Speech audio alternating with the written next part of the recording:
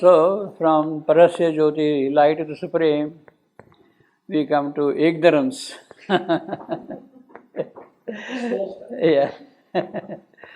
And ignorance on an uneasy throne, travestied with a fortuitous sovereignty, a figure of knowledge, garbed in dubious words, and tinsel thought form, slightly inadequate.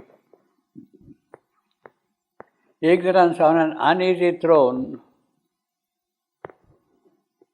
This word uneasy is a little puzzling.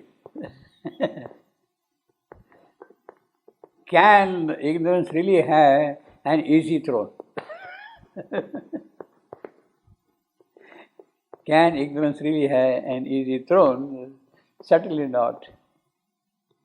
Certainly not. So it is a kind of redundancy, you can say. It is a kind of emphasis which brings out a certain shade of the word ignorance on an uneasy throne. You can put it that way, or you can also say that there are different types of thrones. Stable thrones, peacock thrones, king thrones, king thrones like that. Whereas this throne is an uneasy throne, you see. Among those variety of thrones, this is an uneasy throne, you see. A figure of knowledge, garbed in dubious words. Well, ignorance is not totally ignorance, total ignorance. There is a kind of a knowledge hidden behind it. There is a certain element of truth in what it is saying, but that is a limited truth. That is something which also limits knowledge by itself, you see. A figure of knowledge, garbed in dubious words, and tinsel thought forms, brightly inadequate. Well, that is the character of ignorance. A laborer in the dark, dazzled. A laborer in the dark, dazzled by half light. A laborer, this is ignorance, is a laborer in the dark, in the night, in the lower hemisphere, dazzled by half light of mind. Half light of mind. What it knew was an image in a broken glass. So what you see in an image in a broken glass means you will see a number of images, variety of images. Glass is broken, each piece of glass will show its own image, you see. So, in other words, that is the very character of mind. Analysis, breaking up into bits like that, you see. So it is a broken glass in which you see the images of reality, variety of images of reality. What it knew was an image in a broken glass. What it saw was real, but its sight untrue. Its sight untrue. Well, it sees something which is real. There is a reality behind the whole thing, but its sight untrue. What it interprets, what it really sees in that is not really the truth of reality at all. Is not the truth of reality at all. So we have seen last time broken glass vis-a-vis Eliot's broken pieces, broken column. A laborer in the dark, dazzled by half light. What it saw was an image in a broken glass. What it saw was real, but its sight untrue. All the ideas in its vast repertory, in ignorance, in its vast repertory, were like the mutterings of a transient cloud.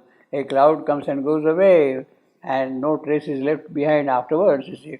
Same way, our thoughts, our images of reality, you make a kind of a picture, but then it keeps on constantly changing. Tomorrow you have got one picture, day after tomorrow you have another picture. It keeps on changing constantly, you see, all the while, you see.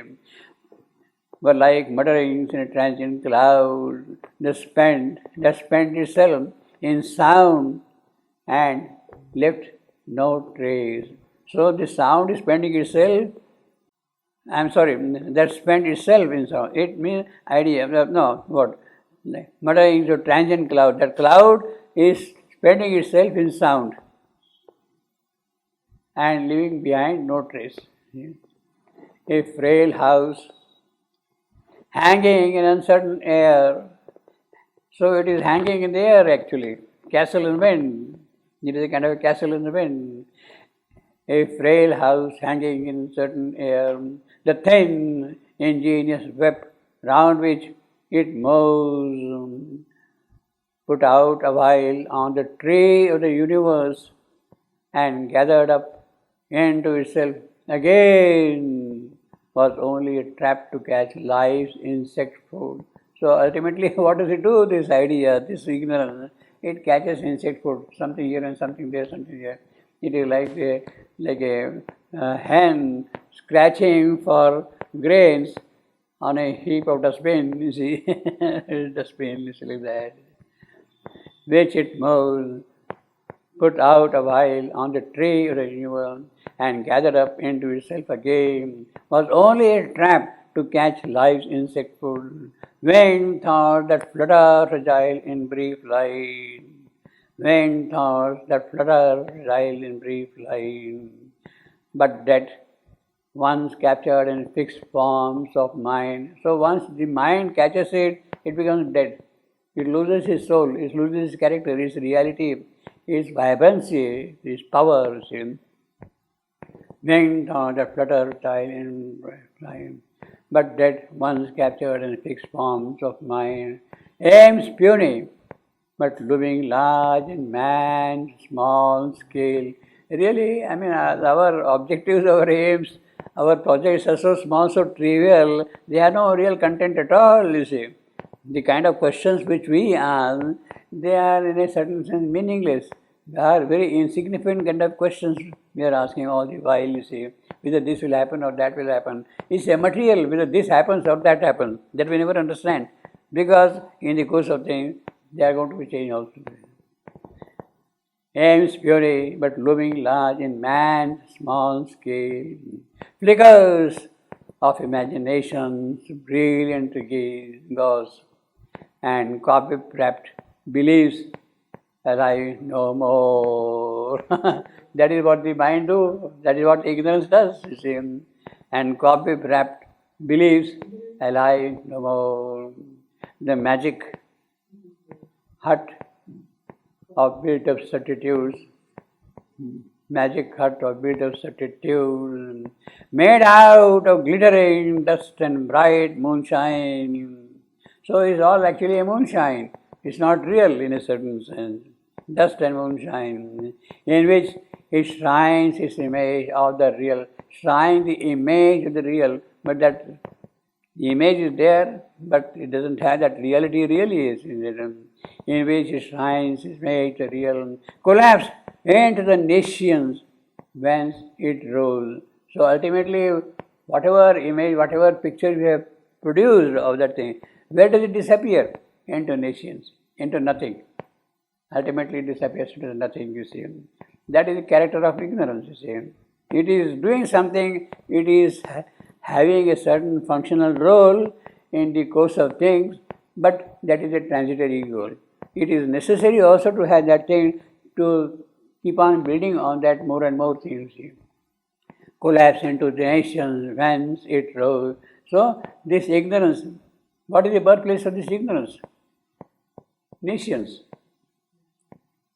It rose from nations. Ignorance rose from nations. That is the birthplace of ignorance, you see. Only a gleam was there of simple facts that shroud the mystery lurking in their glow. That shroud the mystery lurking in their glow. Glow of facts, simple facts, glow, and falsehoods based on hidden realities by which they live until they fall from time. So they live there for a while and then again they disappear, they go out of existence completely, you see. Our mind is a house haunted by the slain past. The past is not there, the past has been slain, but the ghosts of the past are there around. And it is these ghosts, they are haunting our house. You had thought of something, that thought has completely disappeared from existence, so to say, but this ghost is still lingering around, haunting you all the while, you see. Our mind is a house haunted by the slain past, ideas soon mummified, ghosts of old truths, ghosts of old truths. They are the past, slain past. God's spontaneity is tied with formal string and packed into drawers of reason, trim bureau. So you have got a desk table, and in the drawers you are putting all those ideas and things like that, you see. God's spontaneity is what is spontaneous, what is natural, what is kind of supple and luminous and bright, which can change, adapt itself, and packed into drawers of reason's trim bureau. Drawers of reason trim bureau. Drawers of bureau. Well, that is of course the classical image. You have got a desk table and you have got drawers and you keep all those here. Nowadays you will not use that image. You will use in the desktop computer all those files and put them there completely, you see. They will be lying there, you see. And packed into drawers of reason trim bureau.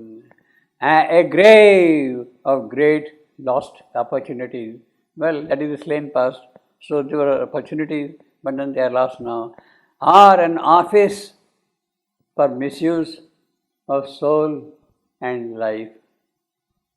And all the waste man makes of heaven's gifts. And all the waste man makes of heaven's gifts. Well, that is the reality. Heaven is showering gifts on us. But then what do we do with those gifts of her? Heaven is showering beauty, love, joy, sweetness, power, knowledge. He's showering all those things on us. What do you do with them? They become waste. They turn into something ugly. Beauty becomes ugly. Love becomes hatred. So it becomes a waste in that sense, you see. All the ways man's make of heavens given, and all his squanderings of nature's store, a stage for the comedy of ignorance. So this is the ignorance, this is the comedy of ignorance. It has done something good, and it is a comedy, it's not a tragedy, means it is useful in a certain sense, the happy outcome is there, you see. A stage for the comedy of ignorance. The world seemed a long, aeonic period scene. All sterile grew, no base was left secure.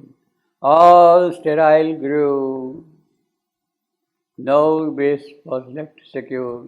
So you cannot stand on something which is stable, which will hold you on, give you proper support all the while.